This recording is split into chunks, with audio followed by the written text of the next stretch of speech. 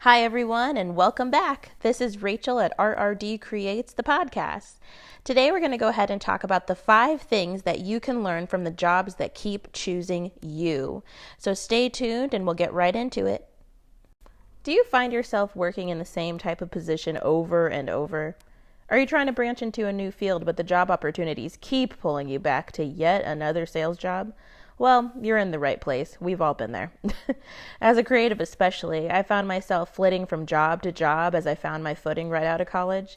Different scenery would keep me interested for a short time until I found out that I was really just making lateral moves that had nothing to do with the industry I wanted to be in. So I had to break the cycle, but I didn't know where to start. It turns out all of the jobs that I had taught me something. Here or there, I had picked up things that I needed in order to overhaul my thinking as far as what I should apply for next time around. So here are my top 5 lessons you can learn from the jobs that keep choosing you. Lesson number 1, 100% commission means some days, $0. So basically, 100% commission means that what you sell has a dollar amount attached to it. So if you sell something, great, it's an awesome day. If you don't sell something, not an awesome day. $0 goes into your bank account. So don't worry, it's probably not you or your sales skills that are holding you back. It's more than likely the fact that the company is just out of touch with the product or the service that it's selling, or even worse, the company has no clue who they're trying to sell to. My first job out of college was a door-to-door sales rep for a national cable, internet, and phone brand. I'm sure you've heard of them. For 2 weeks, I schlepped in 90-degree weather, knocking on doors in the same neighborhoods that I had been warned not to go to at night for my entire life. You know, the ones where fences are more of a suggestion to the area dogs and wild cats just roam around freely. The shift was 11 a.m. to 8 p.m., so I was excited to sleep in. And then on top of that, the $40 commission per sale, paired with the social activities, made me forget that I was literally making $0 and consequently running my car into the ground as I drove up to an hour away from the office. And no, mileage was not covered. You know, there are so many jobs out there and each one has its place in society, but 100% commission, these jobs are just such a tough way to go about getting a steady paycheck. It's a high pressure situation. And in my case, right out of college, when I'm ready to pay back those student loans one payment at a time, it was not for me. Jobs in this category will usually let you ride along to see what it's like because they know how terrible it is. They usually do not have an office or a desk for you, considering you're traveling 80 to 90% of the time. And they use these hyped up buzzwords from business advice columns or YouTube videos, or they'll make you sit and watch a TED Talk just to get you to take more responsibility for whether or not you sell, when, as discussed, it's not actually your fault. Jobs like this are high pressure and low reward. Sure, you could make money, but do you really want to rely on a job that will maybe pay your bills next month, or put your efforts towards something that will definitely pay your bills for the hours that you work and the effort that you put into at the office? As you can probably gather, this job did not work for me. It didn't fit my interests, and due to a file mix-up, I actually never received payment until months later. So I'm glad I got out of there after a couple weeks. Lesson number 2. The perks are not free, and you are not friends. Let's talk about the fake family. The current job climate is a mixed bag. But most companies at this time are actually trying to hold on to their workers as best they can, especially in service positions. In the past, I've worked in call centers and in sales positions to make good money fast. Both of these types of career tracks have huge turnover rates, like people literally quit daily. One way that they ensure employees will stick around is by offering higher than average pay for the area. They have regular contests where you can go on a trip to Cabo or whatever. And they offer free merchandise or perks, and most commonly by emphasizing teamwork and social activities outside of the office. They want you to be friends. All of these things are designed to make you stay. Unfortunately, many call centers and corporate offices fail to see that the reason employees quit, and usually it's rather dramatically, is due to the fact that the standards and stipulations that their job performance is based on is always changing. You know, I worked somewhere where they had a C in their name, and they said the C is for change, and it was a funny joke the first day of training and yada yada. But 6 months on the floor and you realize, wait, I'm supposed to meet these metrics, but when I started, I had a different set of metrics. I was trained to be perfect at that set of metrics, and now I have this new set of metrics.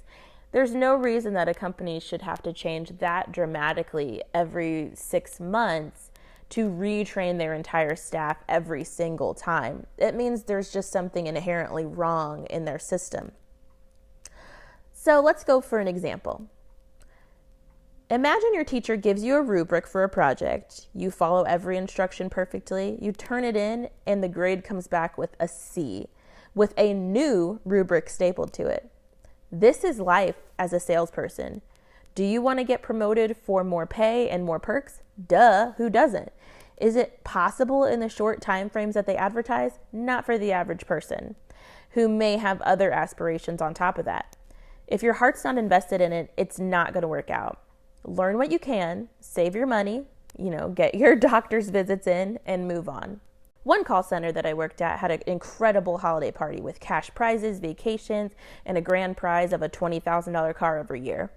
I just remember walking into this grand ballroom in my first designer dress and seeing the beautiful sedan sitting in the middle of the dance floor in all its glory. My mind was blown, I'm not going to lie. And I stayed for another year and a half just for another chance to go to that. So their tactics totally worked on me. The dream of getting a free car, the bonuses, the sales rewards, and the free vacations were calling to me. And at 22 years old, that's all you want. You want a trip with your girlfriend, you want a new car, you want to be able to pay your bills, you want to get out of mom and dad's house. And I was able to do all of those things with that job. The unfortunate thing is, every 3 months I had to change my schedule because we had something called a shift bid. So, you had a different schedule all the time. And it was hard because you would meet new friends at the company and you'd be split up on different teams, and then they'd have a different job time than you would have and different days off. And you went from having this tight group of people who went out every weekend to, trying to see each other once a month, twice a month, and now we never talk anymore. Another thing that positions like this do with the fake family to ensure that people stick around is creating a learning curriculum that's basically in a classroom setting. This gives the sense of camaraderie while in training. It gives everyone that throwback feel of high school and, throwing paper airplanes and cracking jokes in the back of class. From there, small teams are created, so you're surrounded by coworkers who you're super comfortable with, and inherently you feel a sense of actual pride when you or your teammates succeed. When someone quits, it's like a scene out of an old mafia movie. Everyone is so dramatic about where the quitter went, what they're doing now, if they had a job lined up, why they left all of this work for the team to clean up, and if the stuff on their desk is up for grabs. Even with all of the drama surrounding a departure, the quitter is rarely even spoken to again. After months of after-work happy hours, the outsider's suddenly not invited. Coworkers blame it on schedule conflicts or something along those lines. But realistically, the only thing holding the team together was the job itself. This is what I refer to as the fake family. It stings the first time, but it makes it easy to see who is truly your friend. I have a handful of old coworkers that I actually keep up with, so it's not to say that everyone's fake. It's just to say, life happens. The moral of the story is to recognize that the company attempted to artificially create a bond between you and your coworkers just as a means to make you stay. Love the job? Great. But avoid staying at a job when it's wrong for you solely to keep your, air quotes, friends. Lesson number 3, salaries can and probably will hurt you. Sure, you know how much you receive paycheck to paycheck, and, it's nice to have that stability, and the benefits usually that come with it are pretty nice. But any added hours are chipping away at the profitability of your annual salary. If you're working 35 to 45 hours on your salary, great. If you're working overtime regularly, you're missing out on family obligations, and you're used for other departments without the promise of negotiation or additional pay, your salary and the job that comes with it is just a leash. Always ensure that you and your superiors are clear on what tasks your salary is covering, so that in the event that new responsibilities are thrust upon you, you can look back at documentation and compare your new tasks to the contract or offer letter that you previously agreed to. Are you nervous about asking a superior for a raise? Don't be. As long as you've been there for 6 months or more, adding responsibilities to your plate is a valid reason to call a meeting. It doesn't have to be so stuffy. It doesn't have to be an ultimatum. Make it conversational and light. Think of this from the boss's perspective. Is it cheaper to give you an extra 25 cents to $1 an hour than it is to get another employee at minimum wage or higher to do the tasks that you've taken on? Definitely. So try it. It might work out. This is also something to think about way in advance. So when you're starting a position, it's not necessary for you to network and be friends with everyone in the office, but it is necessary to build a proper rapport with your boss so that when you have these hard conversations, it's not as difficult. Get to know them in a professional way, shake their hand, have talks at the coffee maker, whatever the case may be. You need to know who you're talking to. You can't just run in, with a binder full of reasons as to why they should give you more money without, connecting with that person. So let's go ahead and take some math. We're going to have some math problems now, guys. I know, I hate it. Okay, we've got 2 jobs. Job number 1 has an annual salary of $32,000. Perfect entry-level wage to start out with in a corporate setting. So the hourly wage is about $15.38 if you calculate that for 40 hours a week for 52 weeks. So it works out perfectly.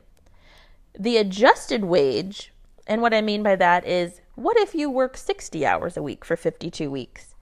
It's more like $10.26 an hour.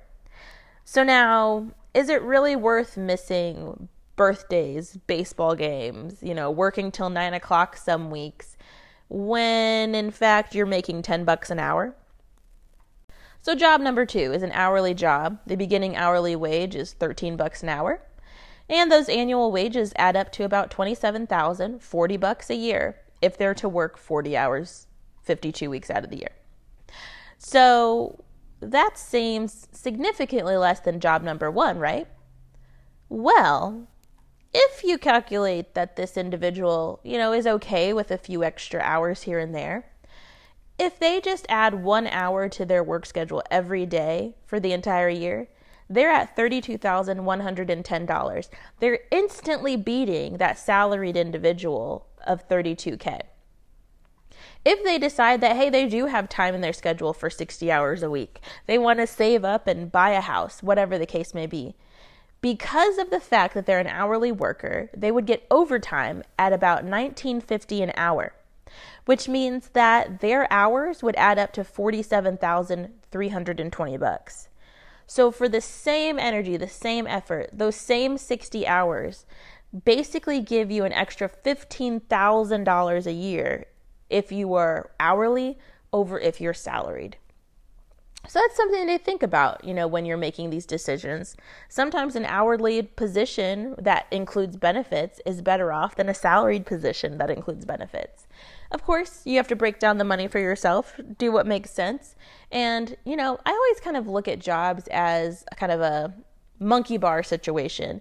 If I need to get into a new industry, I'll take a job that will pay my bills and I can do great at, as I look for something that fits me better.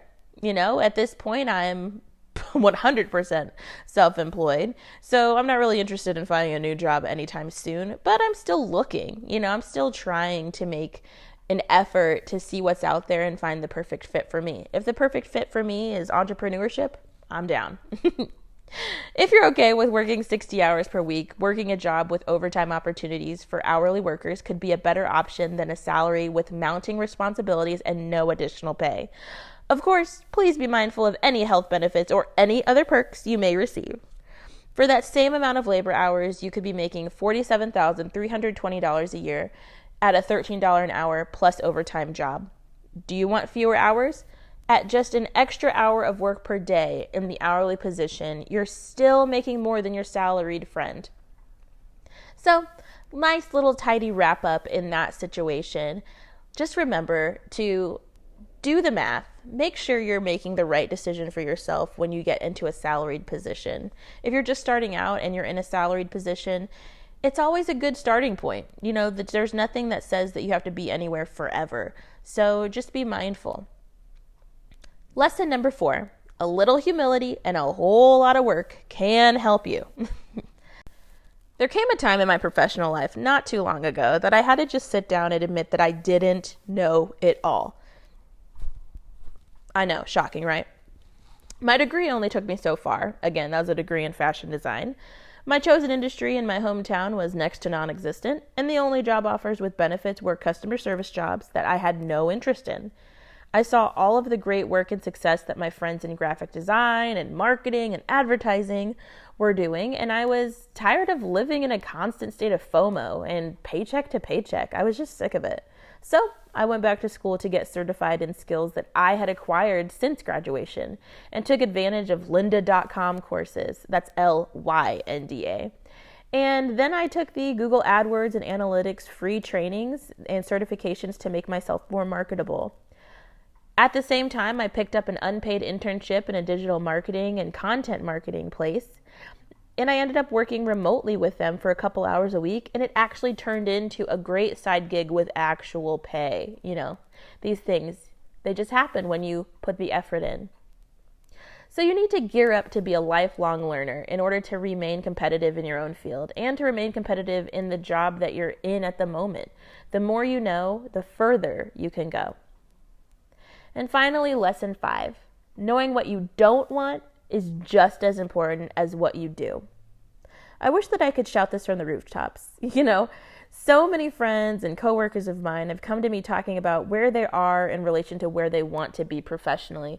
And the general consensus is that they just don't know what to do next. Our parents, our grandparents, worked the same job for 40 years straight. They rarely tell us of the missteps or the odd jobs that they picked up along the way. So even if you don't know what you want to do for the next 30 years or so, you at least know what you don't want to do. So let's say you know which personalities you excel in working under and those that you don't. If you're better a leader than a follower. If you work better as an individual or with a team. You know whether you excel while working with headphones or if you're comfortable with distractions. You know if you like to work on the same tasks over and over, or if you're more interested in a job with variety. You know if you like an open concept for an office space. I know I hate it, so unless the open concept is in my apartment, I am not interested. The bottom line is, if you don't know what your next job title may be, you already know the things that you should be looking for and asking about in the interviews, and even the questions that you should be asking during the job search in general. I hope all these lessons bring you some clarity and at least get you thinking about your next moves in your career. I know I've certainly learned a lot, and these tips just scratch the surface, so we'll dig into them one at a time as time goes on. Go ahead and treat each new experience as an opportunity to grow, and you will be just fine. If you loved this and you want to hear more about it, go ahead and shoot me a message, RRD Creates on Instagram or right here on Anchor. Thanks so much and have a great rest of your day.